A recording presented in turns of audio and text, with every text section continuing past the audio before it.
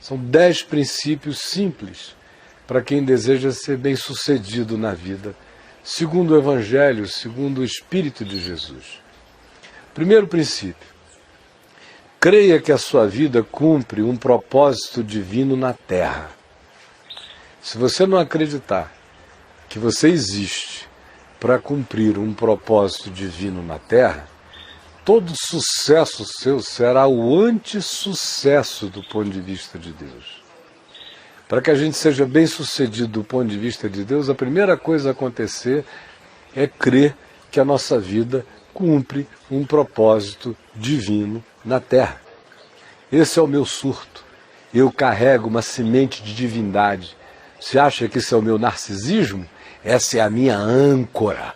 É isso que me dá poder para enfrentar a vida, a morte, o contraditório, seja lá o que for. Eu sei que eu existo para cumprir um propósito de Deus na Terra.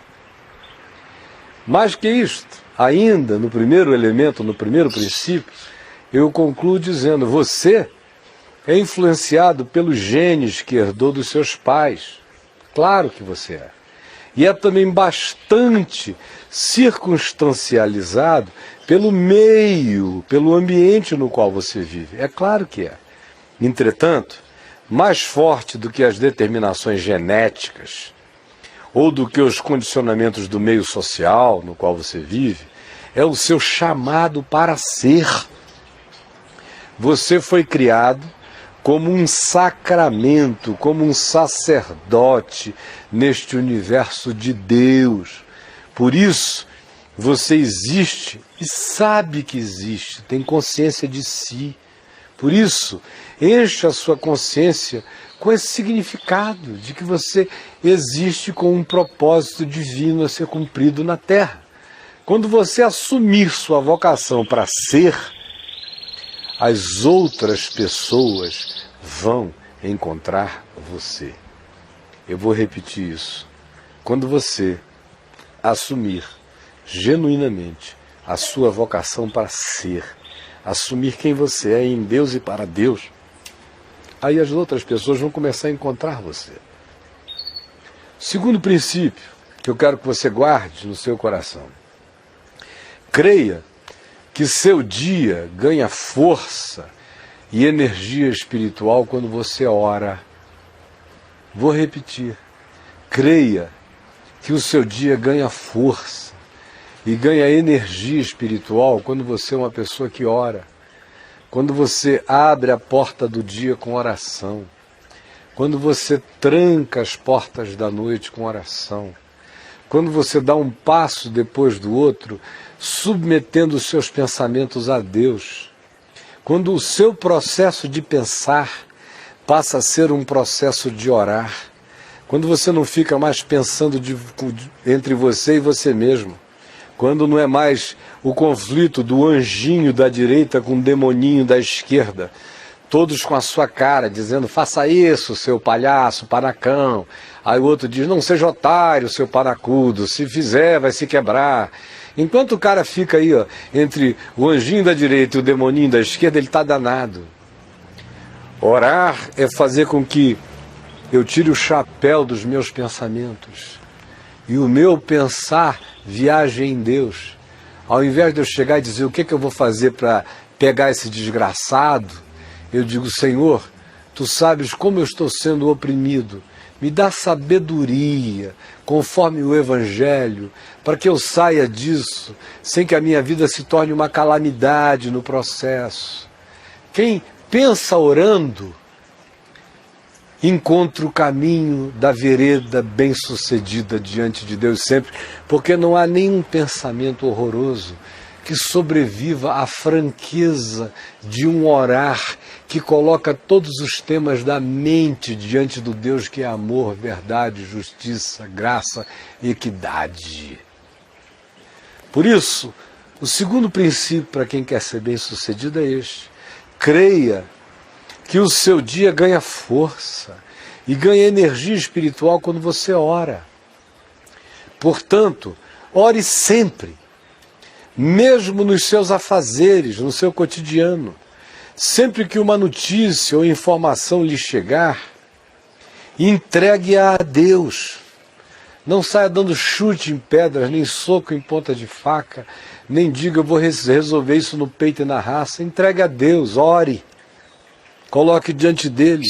Ofereça a Deus os potenciais e as possibilidades de cada fato, de cada ocorrência, de cada percepção ou de cada impressão que lhe vem ao coração. Coloque tudo diante dele. Além disso, pare um pouco todos os dias, um pouquinho, ainda que seja só um pouco, e ore.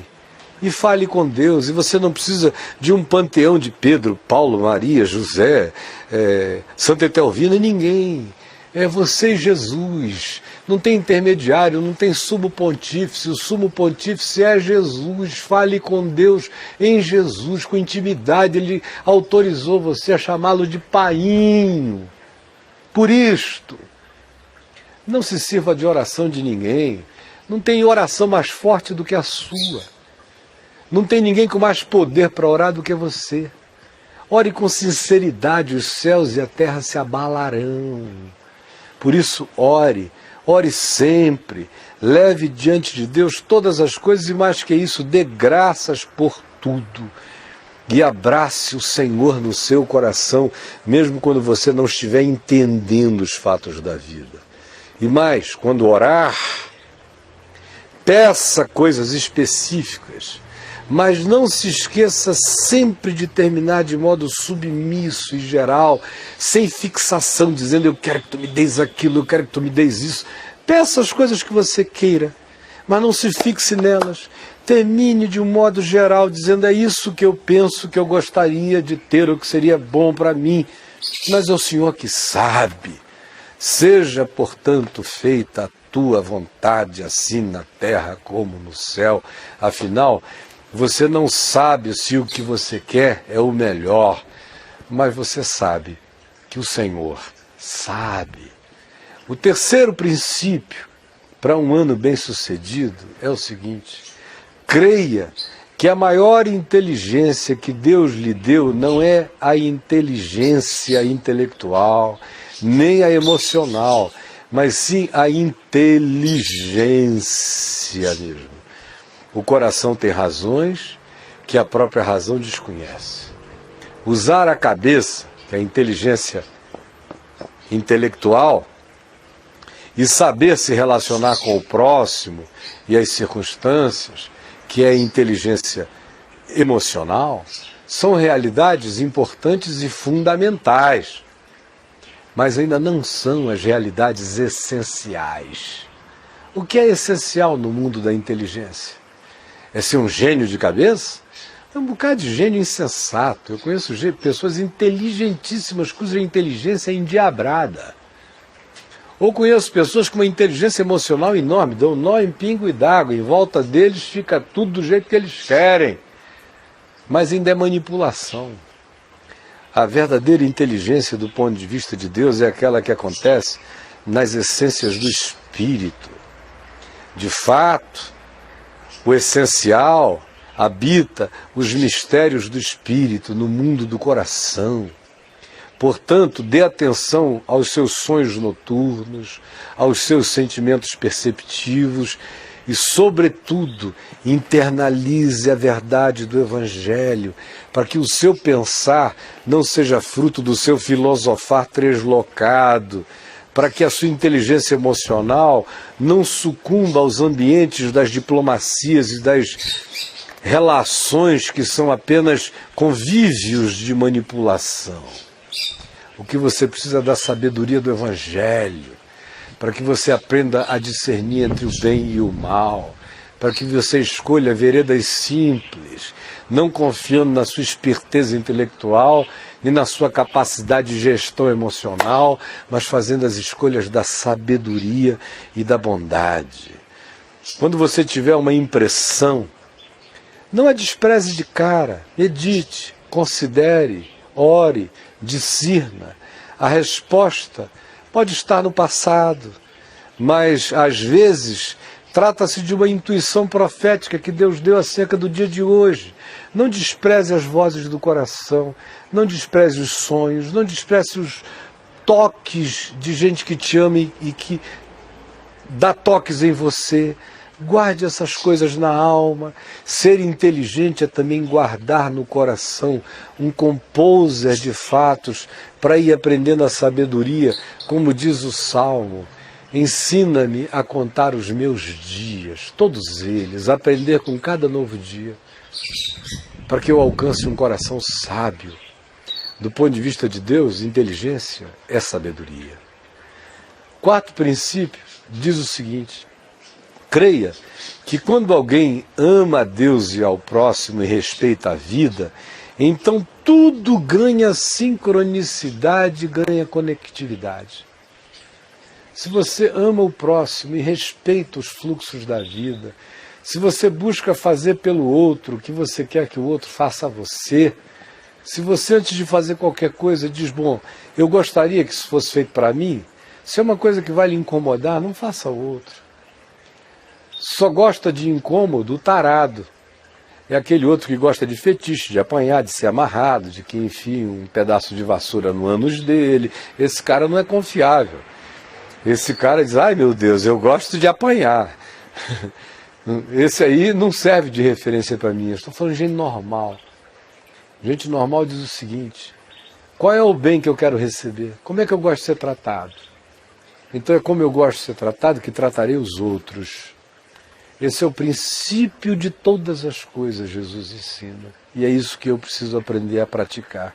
Quando eu começo a praticar isso, quando eu amo a Deus e manifesto respeito ao próximo e respeito para com a vida, então as coisas começam a ganhar sincronicidade.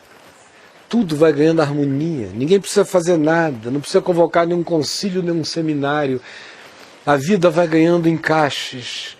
O mundo vai ganhando os seus plugamentos, as harmonias vão acontecendo, as sinfonias vão se estabelecendo quando eu canto o canto do amor de Deus, para o próximo e para a vida. É assim, sempre será assim. Isso é apenas uma outra forma de dizer que todas as coisas passarão a contribuir conjuntamente para a sua vida, porque você ama a Deus, ama ao próximo e respeita a vida. O amor de Deus traz sentido para a vida. O amor de Deus transforma o cenário mais obscuro numa conspiração do bem. Você pode acreditar nisso? Creia para o seu bem, por favor. O quinto princípio diz o seguinte: creia que a leitura bíblica, a leitura da palavra, especialmente o Novo Testamento, que é a palavra que nos concerne acima de todas as coisas, porque é ela que revela Jesus. O Velho Testamento continua a ter importância, mas é uma importância relativa, porque o absoluto está aqui, naquilo que revela Jesus. Eu leio essa parte de cá do início, que é chamada de Velho Testamento, a partir dessa aqui. E esta aqui eu leio a partir de Jesus. O que parece com Jesus fica, o que não parece com Jesus sai. É simples assim. Por isso, creia que a leitura bíblica feita com os olhos do coração ilumina a alma e os caminhos da gente na terra. Ler a Bíblia é importante, mas essa leitura tem que ser feita a partir de Jesus. Há coisas na Bíblia que ficaram para trás, caducaram, esclerosaram. Por quê? Porque em Jesus elas não têm mais o lugar delas. Há milhares de coisas do Velho Testamento que estão mortas e sepultadas para sempre, porque Jesus veio para acabá-las. E eu não tenho o direito de fazer delas um zumbi na minha vida. Se eu sou de Jesus, uma quantidade imensa de coisas do Velho Testamento precisam ser sepultadas. As únicas que ficam vivas são aquelas que Jesus diz que são Evangelho, que tem a ver com o Espírito dele. Leia a Bíblia assim. E aí você, lendo assim, vai descobrir o significado de ter diante de si não um oráculo. O que você tem diante de si é palavra de Deus para todas as dimensões da vida, para não lhe deixar dúvida a respeito de nada. Ele vai lhe dar consciência de procedimentos os mais diversos, mesmo no ambiente mais absurdo e mais estapafúrdio. Você vai encontrar sentido, propósito e direção, vai fortalecer o seu mundo espiritual, porque ninguém que não leia a palavra vai se fortalecer espiritualmente, só se fortalece espiritualmente quem se encharca do Evangelho. Por isso, leia a palavra como caminho de descoberta e de insights para a sua visão do mundo, de si mesmo e de Deus. E obedeça, porque a palavra é lâmpada para os nossos pés, é luz para os nossos caminhos, é o caminho da vida. O sexto princípio diz assim: creia que uma atitude mental positiva tanto é resultado de uma espiritualidade sadia, como também pavimenta o caminho de todo ser humano bem-sucedido. Eu vou repetir: creia que uma atitude mental positiva, não negativa, positiva, que pensa o melhor, que espera o melhor, que projeta o melhor, essa atitude mental positiva tanto é resultado de uma espiritualidade sadia. Para se ter essa mente positiva, a gente tem que ter uma espiritualidade sadia, fundada em fé, em amor e em confiança.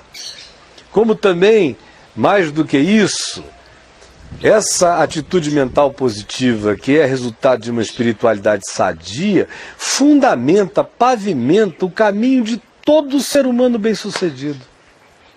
Qualquer ser humano bem-sucedido terá que trilhar essa vereda assim. Do contrário, ele pode ganhar bilhões e continuará a ser um miserável desgraçado. Ele pode construir a torre mais alta da terra. De fato, ele está cavando proporcionalmente um buraco equivalente para a sua própria alma, porque só encontra caminho de vida na existência aquele que olha para a vida com uma atitude mental positiva. Essa atitude mental positiva tem que ser fruto de uma espiritualidade baseada em amor, e essa atitude baseada em amor pavimenta o caminho de todo ser humano bem-sucedido. E eu costumo dizer que mesmo ateus positivos se dão melhor na vida do que ateus negativos.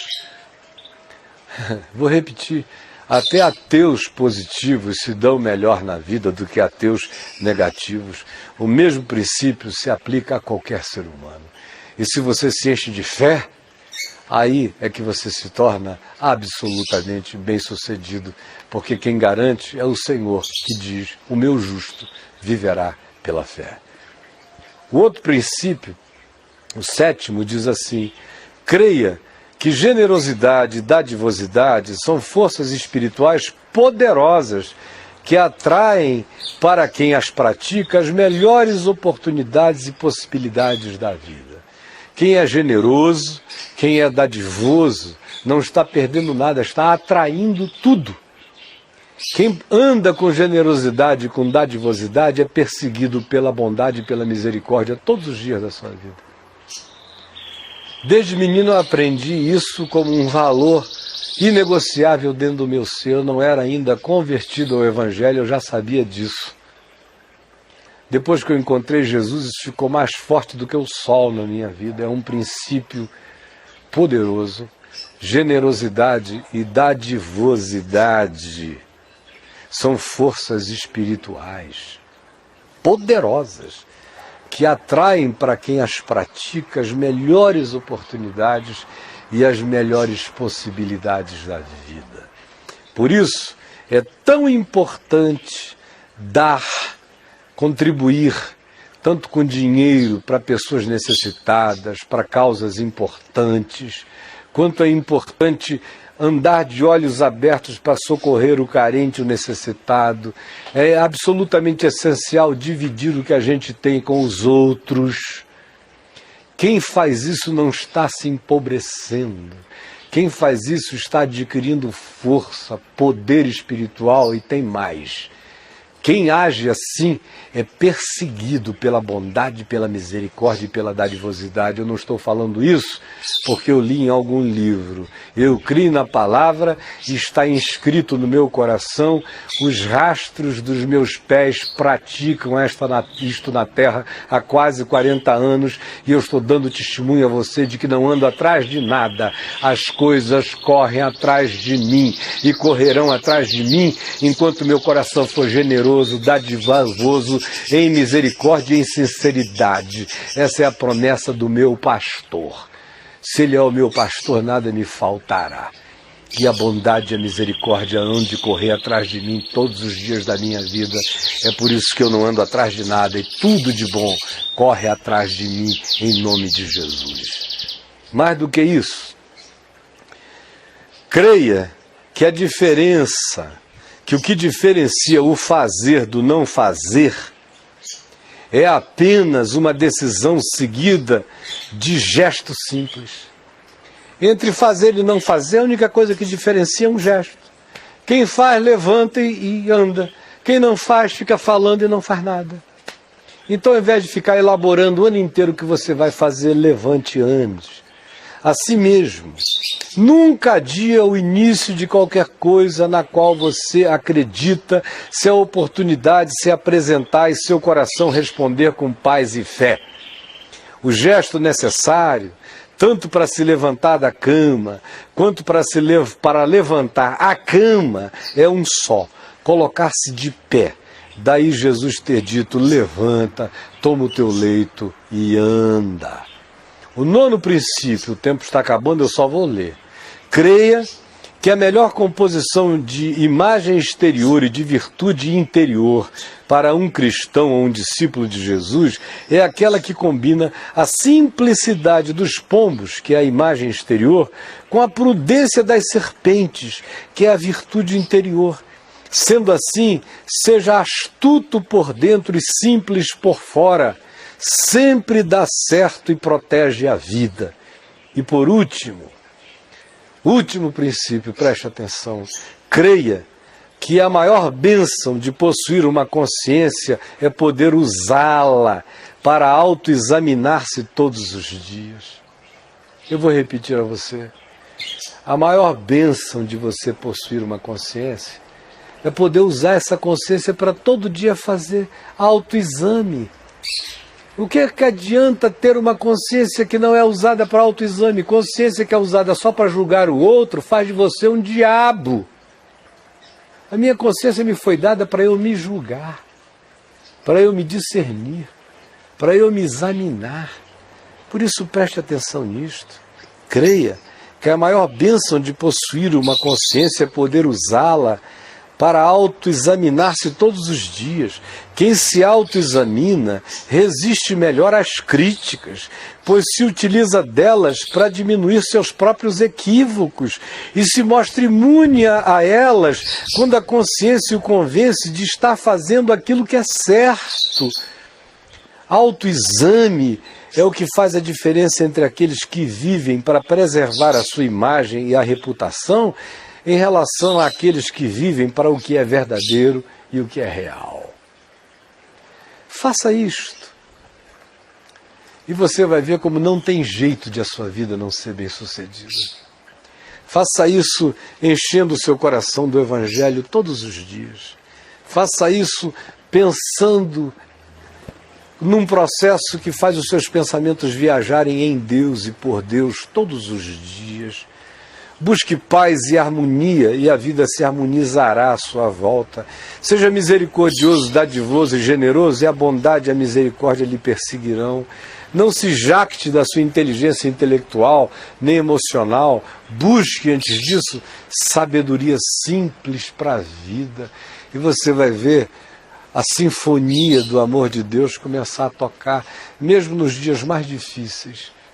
Você vai ver que de todas as calamidades brotam adubos para as melhores sementes, quando o coração da gente mantém essa atitude, mantém esse espírito.